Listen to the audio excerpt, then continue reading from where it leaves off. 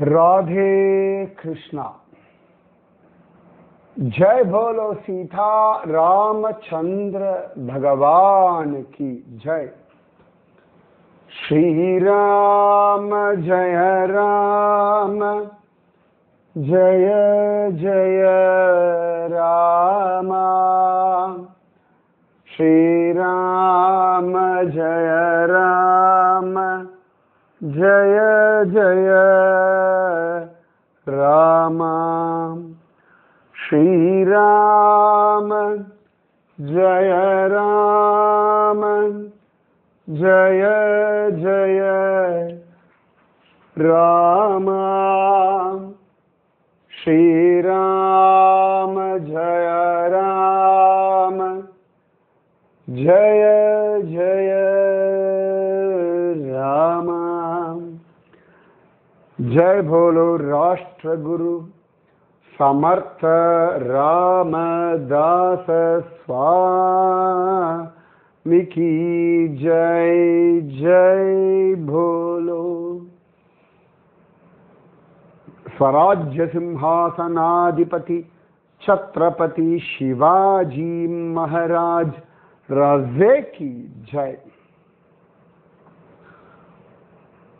Guru the coach நான் சாதாரணமாக என் பிள்ளைகிட்ட சொல்வேன், அவனோட கோச் ஸ்போர்ட்ஸ் பண்ணுவா, அந்த கோச் வந்து ஒன்றும் சொல்ல மாட்டார். நான் என்னடா ஒரு கோச்சு, கோச்னா கோச்சிக்கணும்டா, கோச்சிக்கிறவா தான் கோச் அப்படின்னு நான் சாதாரணமாக விளையாட்டா சொல்லுவேன். நம்ம தவறான வழியில் போகும்பொழுது நம்மளை கண்டிச்சு நல்வழிப்படுத்தணும் கோச். நிஜமாவே குரு ரொம்ப அழகான ஒரு கோச். வாழ்க்கைய விளையாட்டு தானே. இந்த கேம்ல நமக்கு யாரோட நமக்கு இந்த விளையாட்டு, யார் நமக்கு ஆப்பனன்ட் டீம்? சுத்தமான ஆத்மாவாகிய நாமும் நம்முடைய பயம், கோபம், பொறாமை இதெல்லாம் தான் ஆப்பனன்ட் டீம். அப்ப நம்ம தனியா இருக்கோமா? இல்லை, நம்மகிட்ட சாத்வீகம், நம்பிக்கை, தைரியம், உண்மை, ஸ்ரத்தை இதெல்லாம் நம்ம கூட இருக்கு. நம்ம கூட இவையெல்லாம் இருக்கும் பொழுது நாம இந்த விஷயங்களோட சண்டை போட்டு ஜெயிக்கணும். So the fight is within us. நமக்குள்ளே நடக்கும் ஒரு யுத்தம். பொதுவாக சொல்லும் பொழுது குருக்ஷேத்திர யுத்தம் அப்படின்னு சொல்லும் பொழுது நம்முடைய நல்ல குணங்களுக்கும் நல்ல எண்ணங்களுக்கும் நம்முடைய கெட்ட எண்ணங்கள், கெட்ட குணங்கள் இவைகளுக்குமாக நடக்கக்கூடிய யுத்தம் அப்படின்னு வர்ணிக்கிறதும் உண்டு. ஒவ்வொரு நாளுமே நம்ம வாழ்க்கையில நாம முன்னேறணும் வச்சுக்கோங்களேன். அடுத்தவாளை பார்த்து இவாளை நான் ஓவர்டேக் பண்றேன்னு இல்லை. ஒவ்வொரு நாளும் நீங்க உங்களை ஓவர்டேக் பண்ணணும். உங்களுடைய ருட்டீன், டிசிப்ளின், உங்களுடைய மெத்தட், உங்களுடைய அன்பு, உங்களுடைய அக்கறை நல்லா கவனிச்சுப்பாங்களே. ஒவ்வொரு நாளும் நீங்க முன்னேற்ற பாதையில் போகும்பொழுது, ப்ரோக்ரஸ் ஆகும்பொழுது உங்களுக்கு சந்தோஷம் இருக்கும். நீங்க ஒவ்வொரு நாளும் ஒவ்வொரு படி ஏறணும். பொறுமை, நம்பிக்கை, ஸ்ரத்தை, அப்போ உங்களுக்கு எவ்வளோ சந்தோஷமா இருப்பாங்க. நீங்க ரொம்ப மெச்சூர்டா நடந்துக்கும் பொழுது, மெச்சூர்டா திங்க் பண்ணும்போது ரொம்ப சந்தோஷமா இருக்கும் உங்களுக்கு. ஸோ குரு என்ன பண்றார் அப்படின்னா, நம்மை நாம் உணர்வதற்கும், நம்மை நாம ஹேண்டில் பண்றதுக்கும், நம்மை நாமே அப்கிரேட் பண்ணிக்கிறதுக்கும் குரு கோச்சாக இருந்து நமக்கு உதவி செய்கிறார். இப்ப எப்படி நம்ம முன்னாடிலாம் சாதாரணமா ஒரு லேண்ட்லைன் ஃபோன் இருக்கும், அதுக்கப்புறம் இந்த பட்டன் வச்சு 1 2 3 4 5 6 இந்த நோக்கியா ஃபோன் மாதிரி இருந்தது. அதுக்கப்புறமா ஸ்மார்ட் ஃபோன், அதுலேயே கொஞ்சம் லோயர் வெர்ஷன் அப்படின்னா. அப்போ இப்பெல்லாம் வந்து டச் ஸ்க்ரீன் ரைட்டா, எவ்வளோ அப்கிரேட் ஆகிருக்கும். இப்போ திரும்பி நம்மளை போய் சாதாரணமாக ஒரு ஃபோனில் இல்லாட்டி அந்த காலத்தெல்லாம் இந்த என்னது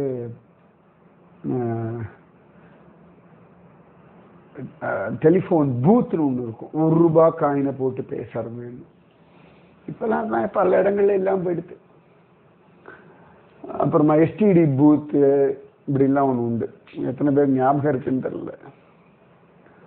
ஒரு 10 வருஷத்துக்கு முன்னாடி விட சாதாரணமாக இருந்தது. இன்னைக்கு எங்கேயா இருக்கான்னு தெரியாது. எஸ்டிடி பூத்து, லோக்கல் பிசிஓலாம் போட்டிருப்பா, மஞ்சள் கலர் டப்பாலாம் வச்சு. முக்கால்வாசி அதில் ஃபிசிக்கலி சேலஞ்சாக தான் உட்காந்துருப்பார்கள். இப்போ அதெல்லாம் கற்பனையாக பண்ணி அதெல்லாம் ஞாபகம் இருக்கான்னு தெரியல. நமக்கெல்லாம் எல்லாம் மறந்து போச்சு. வீட்டில் ஆளாளுக்கு ஒரு ஃபோன் வச்சுருக்கோம், 2 ஃபோன் வச்சுருக்கோம். ரைட். இப்போல்லாம் மாடி வீடு கீழ் வீடு இருக்குன்னு வச்சுக்கோங்க. சில இடங்கள் டியூப்ளெக்ஸ் வீடுன்னு சொல்லுவோம். கீழையும் மாடியுமா வீடு இருக்கும். சில பேருக்கு மேலே ஏற முடியாதுன்னா ஃபோன்லேயே ஃபோன் அடிப்பா, மெசேஜ் அடிப்பா, வாட்ஸ்அப்பாவே சாப்பாடு அடி கீழே வா அப்படின்லாம். அம்மாவோ அப்பாவோ தாத்தாவோ பாட்டியோ ஹஸ்பண்டோ ஒய்ஃபோ யாரோ ஒருத்தர்.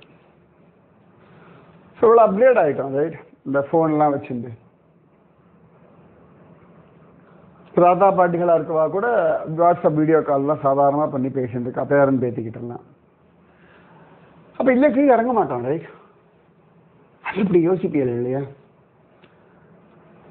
அப்போ இந்த குரு என்ன பண்ணுறா, நம்மளை இந்த ஞானம், பக்தி, வைராக்கியம், ஸ்ரத்தை, ஒரு ஒழுக்கம் எல்லாத்துலேயும் அப்கிரேட் பண்ணுறார். வாழ்க்கையே ஒரு விளையாட்டு இல்லையா? இப்போ ஃபுட்பால் விளையாடுறோன்னா அதற்கேற்றாற் போல அந்த கோச்சிங் இருக்கும். கிரிக்கெட்னா அதுக்கேற்ற மாதிரி கோச்சிங் இருக்கும். ஸ்டாமினாவெல்லாம் பொறுத்திருக்கு. ரன்னிங் ரேஸ் ஓடுறோன்னா அதுக்கேற்ற மாதிரி கோச்சிங். இப்போ ஜிம்மில் போகிறோம்னா அந்த ஜிம் கோச், அந்த ட்ரெயினர் அவர் வேறு விதமாக கோச் பண்ணுவார். இப்போ நம்ம எங்கேயாவது ஸ்விம்மிங் போகிறோம்னு வச்சுக்கோங்களேன், ஸ்விம்மிங் கோச்சோடைய மெத்தடு வேறு. கரெக்டாக? இப்போ சில பேர்லாம் வந்து நடிப்பு கற்றுப்பா, இல்லாட்டி மியூசிக் கிளாஸ் கற்றுப்பா, அவள் டீச்சர் சொல்ல வச்சுக்கோங்களேன்.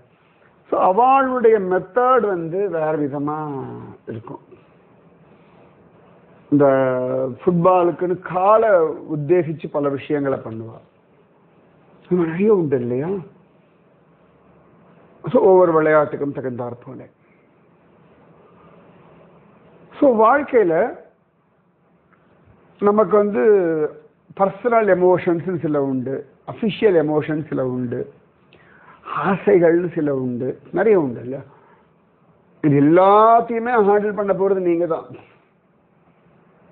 ஒரு பெண் இருக்கா வச்சுக்கோங்களேன், அவளே வந்து தன்னுடைய அப்பா அம்மாவுக்கு குழந்தை, தன்னுடைய சகோதர சகோதரிகளுக்கு அவள் ஒரு அக்காவோ தங்கையோ, அவளே வந்து கணவனுக்கு மனைவி, தன் பிள்ளைகளுக்கு அம்மா, அவளே ஒரு வேலைக்கு போகிறா அப்படின்னா ஆஃபீஸில் ஒரு பாஸ் இல்லாட்டி கலீக், ஏதோ ஒரு பொசிஷன், சமுதாயத்தில் அவளுக்குன்னு ஒரு இடம், அவள் ஹோம் மேக்கர், வெளியில் போயாச்சுன்னா அவள் ஒரு கஸ்டமர். ரைட். அதான் பொருள் வாங்க போகிறா, கடைக்கெல்லாம் போகிறோன்னா she is a customer. Right. அதே ஃப்ளைட்டில் போகணும், she is a passenger. So இந்த மாதிரி ரைட், ஒவ்வொரு இடத்துலையும் ஒவ்வொரு விதமாக அவளுக்கு ஒரு ரோல் உண்டு. அதே மாதிரி தான் ஆண்களுக்கும். ஸோ எல்லாத்தையும் ஹேண்டில் பண்ணுறது ஒரு ஆள் தானே. அப்போ இது எல்லாத்துலேயுமே நம்முடைய குணம், நம்முடைய மனம், நம்முடைய பலம், பலகீனம், இதுதான் லைஃப். லைஃப்ன்றது உங்களை அடிப்படையாக கொண்டது, உலகத்தை அடிப்படையாக கொண்டது அல்ல. உலகத்தில் நீங்க இருக்கு, உங்களை அடிப்படையாக கொண்டது. இப்ப காட்டுக்குள்ள சிங்கம் இருக்கு, காட்டுக்குள்ள மயில் இருக்கு, மான் இருக்கு, ஒட்டகச்சிவிங்கி இருக்கு, ஜிராஃபி. ஓகே. பாலைவனத்தில் ஒட்டகமும் உண்டு, பாலைவனத்தில் விஷப்பாம்பு உண்டு, பாலைவன ஆடுகள் உண்டு, பாலைவனத்தில் வாழக்கூடிய சில எலிகள் உண்டு, நிறைய உண்டு. ஒவ்வொன்றுடைய வாழ்க்கையும் அதனுடைய தேவை, உடல், அதை பொறுத்து தான். அது மாதிரிதான். ஸோ உங்களை அடிப்படையாக கொண்டு வாழ்க்கை, நம்மெல்லாம் உலகத்தை அடிப்படையாக கொண்டு வாழ ஆரம்பிச்சுருக்கோம். உங்களை அடிப்படை, இப்போ சமுதாயம், சாஸ்திரம் எல்லாம் தனி மனித அடிப்படை, தனி மனித விஷயங்களை அடிப்படையாக கொண்டு தான் நடக்கிறது. சனாதன தர்மம் எப்பொழுதுமே தனி மனிதனை உத்தேசிச்சு, அவன் ஒரு இடத்துல இருந்தான்னா எப்படி எல்லாரும் இருப்பார்கள், அந்த இடத்துல அவன் எப்படி வாழணும், இப்படி எல்லாமே ரொம்ப அழகு. நம்ம நினைச்சிருக்கோம் தனி மனித சுதந்திரம் இல்லை. உலகத்திலே தனி மனித சுதந்திரத்தினுடைய எல்லா விதமான பரிமாணங்களையும் சொல்லிக் கொடுப்பதும் காட்டி கொடுப்பதும் சனாதன தர்மம். குரு எவ்வளவு பெரிய வேலைகள் பண்ணிட்டு இருக்காருன்னு பார்த்துக்கோங்க. ஒரு விஷயத்தை உங்களுக்கு பலவிதமாக சொல்றதுக்கு, புரிய வைக்கிறதுக்கு முயற்சி பண்ணிட்டே இருக்க. இப்போ வேதவியாசர் எடுத்துக்கோங்களேன். வேதம் எவ்வளவு பெரிய நாலேஜ், ஆனா எல்லாருக்கும் அது பெரிய படிப்பு வேதம் தான். அதை படிச்சு, அதை புரிஞ்சு, அதை வாழ்க்கையில கொண்டு வந்து வாழ்க்கைக்கு உபயோகப்படுத்திக்கிறதுன்றது பெரிய விஷயமா இருக்கு. ஸோ இது எப்படி சிம்பிளிஃபைடு பண்ணலாம்னு பார்த்தா, அந்த வேத ரகசியமாக தான் மகாபாரதம் சொன்னார். அப்படியே வேதவியாசருக்கு ஓகே மகாபாரதம் என்ன, அதில் கீத ரகசியம், விதுர நீதி, சகசனம் நிறைய சொல்லியிருக்காரு. பட் ஸ்டில் இது இன்னும் சிம்பிளிஃபைடாக கொடுக்கணும். என்ன பண்ணலாம்? வேதம் வந்து கரும்பு மாதிரி வச்சுக்கோங்களேன். அந்த கரும்பை கடிச்சு அதுல இருந்து சாரை எடுக்கிறது எல்லாருக்கும் சுலபம் இல்லை. ஸோ அதை பிழிஞ்சு ஒரு சாராக கொடுத்தாச்சுன்னா சூப்பராக இருக்கும். அந்த பிழிஞ்ச சாறு போலே வேணா நம்ம மகாபாரதத்தை வச்சுப்போம். ஓகே. ஸோ அந்த சாறு கூட அப்பப்போ உடனே உடனே குடிக்க வேண்டியிருக்கும். அந்த கரும்புச்சாரை பக்குவப்படுத்தி அதை வெல்லமாக்கியாச்சு, சர்க்கரை ஆயிடுச்சுன்னா ஜஸ்ட் நம்ம இதில் வேணால் போட்டு உபயோகப்படுத்திக்கலாம். நம்ம காஃபியில் போட்டுக்கலாம், இல்லாட்டி பாயசத்தில் போடலாம், டீயில் போட்டுக்கலாம், ஒரு ஜூஸில் போட்டுக்கலாம். So Vedam, Mahabharatam, then Srimad Bhagavatam, condensed version of வேதம்.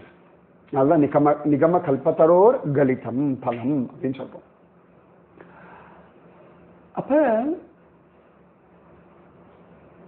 எப்படியாவது ஜனங்களுக்கு அழகான இந்த விஷயத்தை சொல்லி கொடுத்துடணும் அப்படின்னு சொல்லி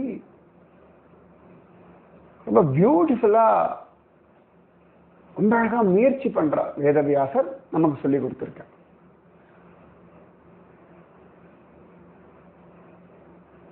அப்ப குரு பலவிதமான மெத்தட் யூஸ் பண்றார். இந்த மெத்தட்ல நாம புரிஞ்சுக்கலன்னா இன்னொரு மெத்தட், அந்த மெத்தட் புரிஞ்சுக்கலன்னா இன்னொரு மெத்தட். அதனாலதான் ஆதிசங்கர பகவத் பாதர் எடுத்துக்கோங்களேன், பெரிய தத்துவ ஞானி, எல்லா பக்கமும் பிரம்மானந்தத்தை அனுபவிக்கக்கூடியவர். அந்த லெவல்ல இருக்கவாளுக்கு பிரம்மசூத்திர பாஷ்யம்னு எழுதுறார். அதுக்கு அடுத்த லெவல்ல இருக்கவாளுக்கு விஷ்ணு சகஸ்ரநாம பாஷ்யம்னு எழுதுறார். இதுவும் புரியுதா? நிறைய கோவில்களை புனருத்தாரணம் பண்ணி ஜனங்களை வந்து இந்த கோவில்ல பூஜை பண்றதுக்கு அந்த சுவாமியுடைய வைபவத்தை சொல்லி கொடுக்கறது. பஜ கோவிந்தம் பஜ கோவிந்தம் கோவிந்தம் பஜ, இப்படி இவ்வளவு பெரியவர். ஒரு பாமரனுக்கு பஜ கோவிந்தம் பஜ கோவிந்தம் ஒண்ணு. இன்னொன்று, சில சந்தர்ப்பங்களை நம்மளும் பாமரன் ஆயிடும். பெரிய அறிவாளி கூட சம்டைம்ஸ் ஒரு பாமரன் ஆகும். ரைட்? ஸோ எல்லா மெத்தடுமே அவ எடுத்து எக்ஸ்ப்ளோர் பண்ணி நமக்கு கொடுக்குறா. அதுலேயே நம்ம உபயோகப்படுத்தினால் போதும். நம்ம புரிஞ்சுக்கணும், சங்கரர், ராமானுஜர், மத்வர் இவர்களுடைய பிரயத்தனங்கள் இருக்கு பாருங்க. சம்திங் நம்மளுடைய கற்பனையை தாண்டி மிகப்பெரிய விஷயம். அந்த மாதிரி சமர்த்த ராமதாசர், மனாச்சே ஸ்லோகா, தாசபோத, இந்த மாதிரிலாம் சொல்ற. கூடவே பர்சனல் லெட்டர்ஸ் எழுதி அனுப்புகிறார். இந்த பர்சனல் லெட்டர்லையும் ஒவ்வொருத்தருக்கும் ஒவ்வொரு விதமான விஷயம் பார்த்தோம்னா, வேணாபாய்க்கு எழுதின விஷயத்துல ரொம்ப கிளீனா இது இது அப்படின்னா அதுலயே அவர் சொல்றார், எனக்கு இன்னும் நிறைய வர்ணிக்கணுமா இந்த இடத்தோடைய அழக இதெல்லாம் அப்படி இருக்குன்னு சொல்லி அவளுக்கு எதை சொன்னா அவள் மனசு அவளுக்கு ஒரு விதமான பாவம் இருக்கு இல்லையா? அந்த பாவத்திற்கு தகுந்தாற் போல ஒரு கடுதாசி. சத்ரபதி சிவாஜி அவனுடைய பாவம் வேற, அவனுடைய பர்பஸ் ஆஃப் லைஃப் வேற, அவனுக்கு வேற விதமா சொல்லிக்கிறார். எக்ஸாக்ட்லி இப்ப நாரதர் மாதிரி வச்சுக்கோங்களேன். வேதவியாசருக்கு ஒரு விதமா, வால்மீகிக்கு ஒரு விதமா, துருவனுக்கு ஒரு விதமா, பிரகலாதனுக்கு ஒரு விதமா, பிரச்சேதஸ் அவர்களுக்கு ஒரு விதமா, அவ அப்பா பிராச்சீன பர்கிஷத்துக்கு ஒரு விதமா, இந்த சேம் நாரதா சித்திரகேதுவுக்கு இன்னொரு விதமா. இவ்வளவு அழகு இல்லை? ஸோ ஏன் அவ்வளவு விவரமாக இவ்வளவு விஸ்தாரமா சொல்றேன் அப்படின்னா, அந்த சமர்த்த ராமதாசருடைய உழைப்பு, அவருடைய அந்த ஸ்ரத்தை, சின்சியாரிட்டி இந்த தேசத்தின் மேலே, அதற்கு அவருக்கு கிடைச்சிருக்க ஒரு துருப்புச் சீட்டு, ஒரு ட்ரம்ப் கார்டு மாதிரி சிவாஜி. அப்ப அவனை வச்சுட்டு காரியத்தை சாதிக்கணும். இப்ப வேணாபாயை வச்சுட்டு ஸ்ரீராம நவமி உற்சவம், சத்ரபதி சிவாஜி வச்சுட்டு அகண்ட இந்து சாம்ராஜ்யம். அதே ஞாபகம் இருக்கா? முசல் ராம்லாம் ஒருத்தர் தான், ரைட்டா? அவனை வச்சுண்டு சாஃபல் அந்த பக்கம், இதெல்லாம் அந்த பலம், அதெல்லாம் அந்த எக்ஸசைஸ், அதெல்லாம் மகாபலேஸ்வர் அந்த பக்கம்லாம் திவாகர் கோசாவி அதை பூஜை பண்றவாளை வச்சுண்டு. ரொம்ப பியூட்டிஃபுல் இல்லையா? ஒரு பிரதம மந்திரி பண்ணக்கூடிய வேலைகள் போலே பண்றார். பெரிய காரியம் பண்ணிட்டு இருக்கார் குரு. நம்முடைய எமோஷன்ஸை சரி பண்றதே பெரிய காரியம். ஸோ அந்த ஸ்லோகத்துல சொல்றார், நேத்தி கூட நாம அனுபவிச்சுட்டு இருந்தோம் இல்லையா? அந்த இவன் அவ்வளவு மோசமானவன் சொல்லும்போது, சீக்கிர கோபி சதா கதாபி ந தரி மரியாதா ராஜகாரண சம்வாதா மிலோஞ்சி நேனே ஐசே லௌந்தே பேயிமானி கதாபி சத்ய நாஹி வச்சனி பாபி அபஸ்மாரஜனி ராக்ஷேச ஜானாவே. பேமானின் இந்த மெட்ராஸ் பாஷையில பேமானின்னா டிஸ்ஹானஸ்டி, துளி கூட ஒழுக்கமோ சத்தியமோ நேர்மையோ இல்லாதவன் பேமானி அப்படின்னா பேயிமானின் வார்த்தை. பேமானின்னா நியாயமே இல்லாதவன், அநியாயம் பிடிச்சவன், அக்கிரமக்காரன். அவன் பயங்கரமான அக்கிரமக்காரன் இல்லையா? அதுதான். அவன்கிட்ட ஒரு நீதி நேர்மை நியாயம் ஒண்ணும் கிடையாது. ஐசே லௌண்ட் பேயிமானி கதாபி சத்திய நாகி வச்சனி. வார்த்தையில சத்தியம்லாம் வராது, எல்லாம் போய் அவன் சுயநலவாதி. பாபி அபஸ்மாரஜனி, அவனெல்லாம் பாபி லிஸ்ட். நம்மலாம் ஏற்கனவே இந்த இரண்யாக்ஷன், இரண்யகசிபு, ராவணன், கும்பகர்ணன் எல்லாம் பார்த்துருக்கோம். நம்ம இவாளும் உண்டு. இவர்கள் எல்லாருமே ராட்சச கூட்டம் தான். அதனால சொல்றார், யார் நீதி நேர்மை நியாயம் இல்லையோ அவர்கள்லாம் ராட்சசர்கள் அப்படின்ற சொல்லிட்டு சொல்றார். சமயா சாரீகா சமயோ ஏனா நேம சகசா சலேனா நேம தரிதாம் ராஜகாரண அந்தர படே. இது ரொம்ப அழகான ஒரு சமயம் பாய்ச்சிருக்குப்பா. சமயத்தை உபயோகப்படுத்திக்கோ. சில சந்தர்ப்பங்கள்ல ஒரு வரைமுறைகள் வச்சுண்டு தான் நீ எல்லாத்தையும் ஹேண்டில் பண்ணணும்னு வச்சுக்காதேன்ற.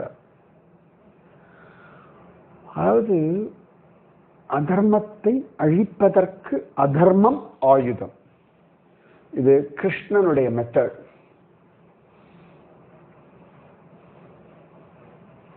ஒருத்தன் அதர்மின்னா அவங்கிட்ட நீங்க தர்மப்படி டீல் பண்ணக்கூடாது, சரி வராது. அவன் என்ன ஆயுதம், அவன் நம்ம இந்திய வரலாற்றை கொஞ்சம் பார்த்தோம் வச்சுக்கோங்களேன். இந்த தர்ம யுத்தம் அப்படின்ற ஒரு பேஸ்ல போயிட்டு இருந்த நம்ம ராஜாக்கள். அதனாலேயே நமக்கு சில இடங்கள்ல பிரச்சனைகள் அதிகமா பண்ணிட்டோம்.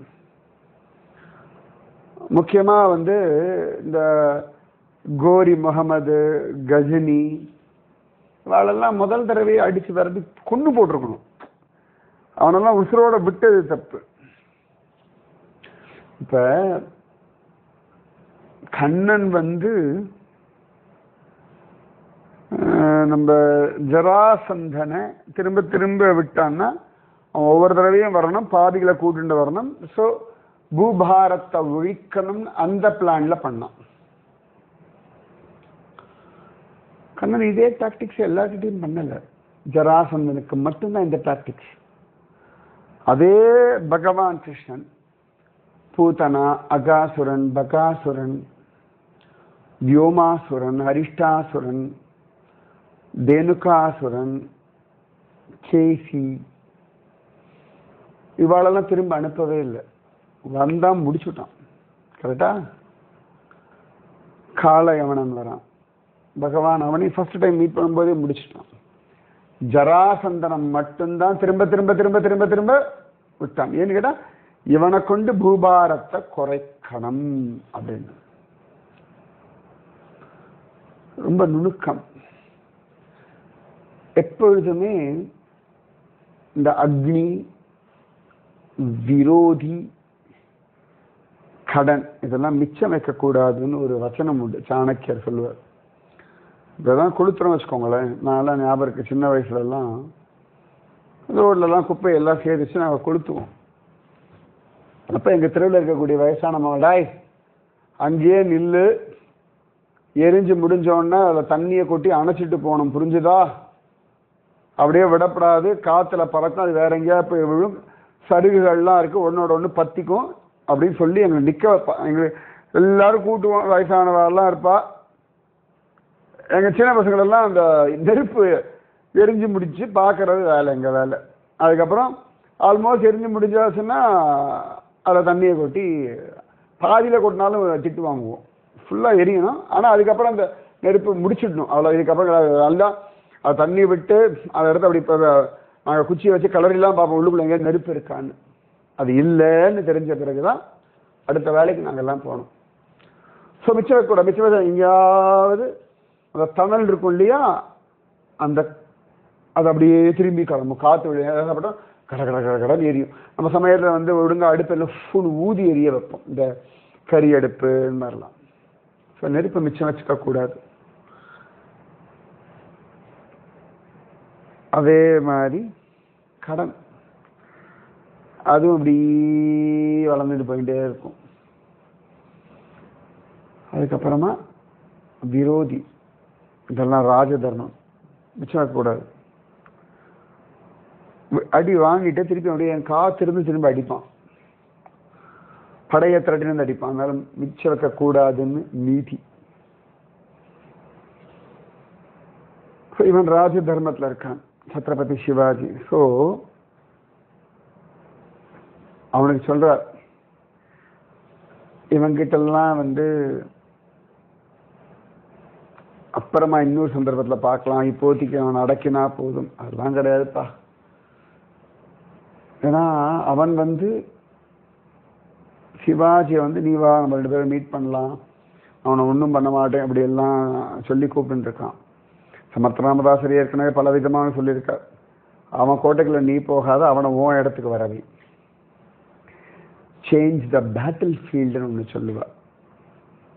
இந்த கருடன் கழுகெல்லாம் அதுக்கு இந்த பாம்பெல்லாம் இறையும் இல்லையா, பாம்போ இல்லாட்டி நரியோ நான் பார்த்துருக்கேன். இந்த வைல்ட் லைஃப் அனிமல்ஸுடைய வைல்ட் லைஃப்லாம் பார்த்தோம் வச்சுக்கோங்களேன். இந்த நரி இதெல்லாம் இந்த கழுகு வந்து தூக்கிட்டு போகும், கழுகோ கருடனோ பருந்தோ தூக்கிட்டு போயிடும். இதுக்கு நிலத்துல இருந்தா இது ஓடும், இது தூக்கி ஆச்சுன்னா இதுக்கு ஒன்றும் பண்ண முடியாது இல்லையா. இது என்ன பண்ணும், இந்த கழுகெல்லாம் பூமியிலேருந்து இதை தூக்கிட்டு போய் கீழே அதுக்கு எங்கேயா பாறை எல்லாம் இருக்குல்ல, அந்த இடத்துல மேலேருந்து இதை டிராப் பண்ணும், இந்த நரியையோ எதையோ ஒன்றுத்த கீழே விழுந்து சதுரம் இல்லையா, அப்போ சாப்பிடும். மெத்தட் அது. இந்த சிறுத்தையும் முதலையும் சண்டையை பார்க்கணும். சமயத்துல முதல்ல சிறுத்தையை வேட்டையாடும், சமயத்துல சிறுத்தை முதலையை வேட்டையாடும். இந்த முதல்ல என்ன பண்ணும், சிறுத்தையை பிடிச்சிருக்குன்னா தண்ணிக்குள்ள இழுத்துட்டு போகும். தண்ணியில் வச்சு கழுத்தை பிடிச்சி தண்ணிக்குள்ள ரொம்ப நேரம் சிறுத்தையால முடியாது. தண்ணியில முதலைக்கு பலம் ஜாஸ்தி. சிறுத்தை தாண்டி மேல வரணும், வந்து அது நிலத்துக்கு போச்சுன்னா தப்பிச்சிடும். தண்ணியில இருந்த சிறுத்தை மாட்டிட்டு சமயத்துல சிறுத்தை முதலை வேட்டையாடும். கழுத்தை பிடிச்சு என்ன பண்ணும், முதலைய தண்ணியிலிருந்து இழுத்துண்டு இல்ல பூமிக்கு வரும். தண்ணியில நதியில இருக்கு வச்சுக்கோங்க, நதியிலேருந்து முதலையை இழுத்துண்டு ஒரு பல்லு பலம் ஜாஸ்தி. அந்த முதலையை கவ்விண்டு மரத்துல வேற ஏறும். முதல்ல என்ன பண்ண முடியும், ஒண்ணும் பண்ண முடியாது, முடிஞ்சிருக்காது. ஸோ இது ஒரு ராஜ நீதி, இது ஒரு ராஜ தர்மம். லைஃப்ல ட்ரிக்ஸும் வேணும், தந்திரமும் வேணும். ரொம்ப சமத்துன்னா நிறைய பேர் சமத்துன்னா ரொம்ப பாவமா இருக்கிறது, யார் சொன்னாலும் கேட்டுக்கிறது, எப்பவுமே சாத்வீகமா இருக்கு. இல்ல, சாமர்த்தியம் தான் சமர்த்தன்னு அர்த்தம்.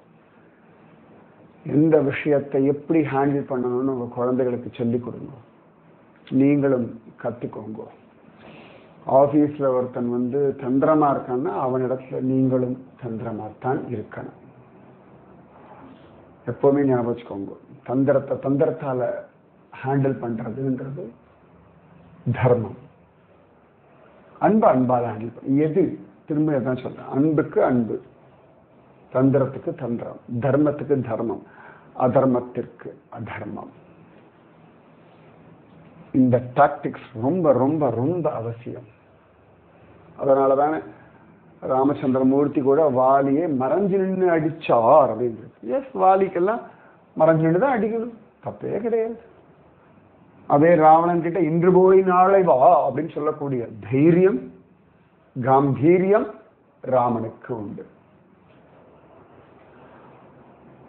ஸோ சமர்த்தராம சொல்றார், நல்ல சமயம் வச்சிருக்கு, அப்புறம் நான் எப்படி தர்மமாக தான் அவனை ஹேண்டில் பண்ண, அதெல்லாம் கிடையாது. எந்தெந்த விஷயத்தை எந்தெந்த சமயத்துல எப்படி ஹேண்டில் பண்ணமோ அப்படி ஹேண்டில் பண்ண பழகு அப்படின்னு சொல்றேன். ஒரு தோசையெல்லாம் ஃபோர்க்ல சாப்பிட்றதான் ரொம்ப கஷ்டம், ரைட்டா? கையில பிச்சு மிளகா அப்படி தொட்டு சட்னியை தொட்டு சாப்பிடணும், அதான் ஈஸி. ஃபோர்க்ல வச்சு பிக்கிறது ரொம்ப ரொம்ப கஷ்டம். நம்ம கைண்ட் ஆஃப் ஃபுட்டுக்கு குழம்பெல்லாம் நம்ம அப்படி ஜாலியாக அப்படி ஸ்பூன் வச்சு பசையெல்லாம் கஷ்டம், கையில் பசங்க நல்லா சாப்பிடணும். ஸோ இப்போ அதே சில விஷயங்கள் இருக்கு, எவ்வளவோ சொல்றாள். ஆனால் அந்த பீஸான்னு ஒன்று இருக்குல்ல, அது எல்லாரும் கையில் எடுத்து தானே சாப்பிட்றாங்க, யாரும் ஃபோர்க் வச்சு குத்தி தான் இருக்காது. சில விஷயங்கள் ஃபோர்க்கில் சாப்பிட முடியும், அவ்வளோதான். அது அப்படி சாப்பிடணும். குழம்பு சாதத்தை பிசைகிற மாதிரி கேட்க பிசையப்படாது, கேட்கும் போதே என்னவோ பண்றது இல்லை, அவ்வளோதான். ஸோ ஹேண்டில் பண்ண தெரிஞ்சுக்கோங்க. இன்னொன்று சொல்றாரு, சேம் மெத்தட் பண்ணாத, ஒவ்வொரு வாட்டியும் ஒவ்வொரு மெத்தட்.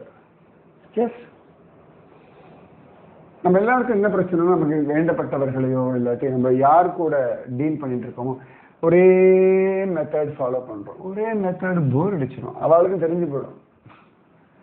ஒரே மெத்தட் கிடையாது லைஃப்ல, எல்லாத்துக்கும் வெரைட்டி உண்டு. எவ்வளவு விஷயம் சொல்றார் பாருங்க சமர்த்த ராமதாசர். ஸோ காலம் அதை உபயோகப்படுத்திக்கோ, அந்த சமயத்தில் எப்படி பண்ணணும் அதை பண்ணு. இப்படிதான் ஒரு ரெஸ்ட்ரிக்டட்லாம் வச்சுக்காது, ஒரு கட்டுப்பாடுகள். எந்த இடத்துல எந்த விஷயத்துல எப்படிப்பட்ட கட்டுப்பாடுகள் இருக்கணும் அப்படி கட்டுப்பாடுகள் இருக்கணும். எந்த சமயத்துல எப்படி ரியாக்ட் பண்ணணும் ரியாக்ட் பண்ணணும். கத்துக்கோங்க. இதெல்லாம் எனக்கு ஒண்ணுமே தெரியாது, நான் ரொம்ப இந்த வசனமே வேண்டாம், இதெல்லாம் புரியவே இல்லை குருஜி, இதெல்லாம் கதையெல்லாம் இல்லை, நீங்க தான் உங்களை சரி பண்ணிக்கணும். வழி சொல்லி தருவோம், வழியை காட்டி கொடுப்போம். டிராவல் பண்றது, கத்துக்கிறது, புரிஞ்சுக்கிறது, புத்திசாலித்தனமா ஆகிறது உங்க வேலை மட்டும்தான், அது என் வேலை இல்லை. சமர்த்த ராமதாசன் அதுதான் சொல்றாரு, உன் வேலை இதுதான் பண்ணு அப்படின்றார். ஸோ இப்போ ஆஞ்சநேய மூர்த்தி லங்கையில லேண்டு பண்ணார், ஒவ்வொருத்தரும் ஒன்று சொல்ல திரும்பி செக் பண்ணுங்க. ராமாயணப்படி அந்த இடத்தின் பெயர் என்ன, இன்னைக்கு மாடர்ன் டேஸ்ல அதுக்கு பெயர் என்ன கண்டுபிடிக்கிறது தெரியுமா? அதெல்லாம் சொல்றேன். அப்ப இந்த பத்தி அந்த இடத்த பத்தி சிந்தனை வரும். அப்ப இந்த இடத்தெல்லாம் போய் பார்க்கணும்னு ஆசை வரும். ஓகே ஒன்று. அப்புறம் நாளைக்கு நான் பெங்களூரு வருகிறேன். நாளைய சாயங்காலம் பெங்களூர்ல சத்சங்கம் இருக்கு. யார் முடியுமோ வந்து கலந்துக்கோ. நாளைக்கும் உண்டு, நாளைக்கும் உண்டு. வாங்க ஜாலியா சத்சங்கம் அட்டன் பண்ணலாம். சரியா? 2 நாள் பெங்களூர்ல இருக்கேன் நான். கட்டாயம் பார்க்கலாம். மார்ச் நாளைக்கு ஒரு சிஷ்யாலயத்தில் சத்சங்கம். நாளைக்கு அந்த அட்ரஸ் ஏற்கனவே போட்டிருக்கேன், திருப்பி நான் போடுறேன். அந்த இடத்துல சத்சங்கம் ஹோலிக்காக கட்டாயம் வாங்குவோம். ரைட்? ராதே கிருஷ்ணா. ஸ்ரீராம ஜய ராம ஜய ஜய ராம. श्रीराम जय राम जय जय राम. जय बोलो सीता रामचंद्र भगवान की जय. जय बोलो राष्ट्रगुरु समर्थ रामदास स्वामी की जय. जय हिंद भारत माता की जय. जय बोलो वीर धीर सूर आंजनेय स्वामी की जय. राधे कृष्णा.